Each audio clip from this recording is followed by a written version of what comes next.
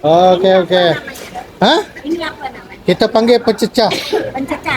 Cecah tu. Kalau orang Kalimantan Iya. banyak asin cacakan asam. Asam. Persis seperti ini. Oh. Makannya sama ikan asin. Ya. Waduh, Panggil sama. asam.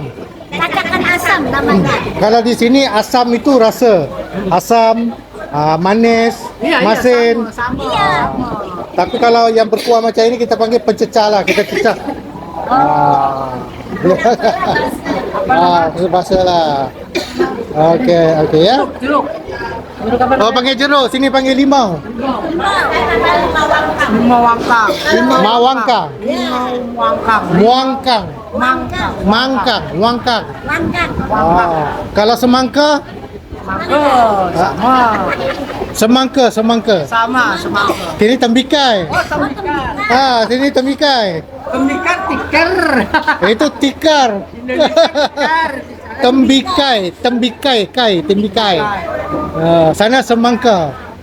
Okey. Lepas ni pergi mana? Mau jalan-jalan. Jalan-jalan ya. Okey, selamat pulang Bu. Semoga dapat umrah yang mabrur insya-Allah. Insya-Allah. Terima kasih orang. Terima kasih orang mana tadi? Jakarta. Terima kasih orang Jakarta. Assalamualaikum. Nanti kalau nak ambil video ni di mana? YouTube. YouTube boleh, TikTok boleh, Facebook boleh. Nama ini Gerai Seri Menanti Ikan Bakar Jalan Belami. Nama dia. Yuk upload. Yes, upload di sana di TikTok. Nanti ambil di sana lah. Nanti ibu-ibu apa-apa ambil di sana. Okey, assalamualaikum.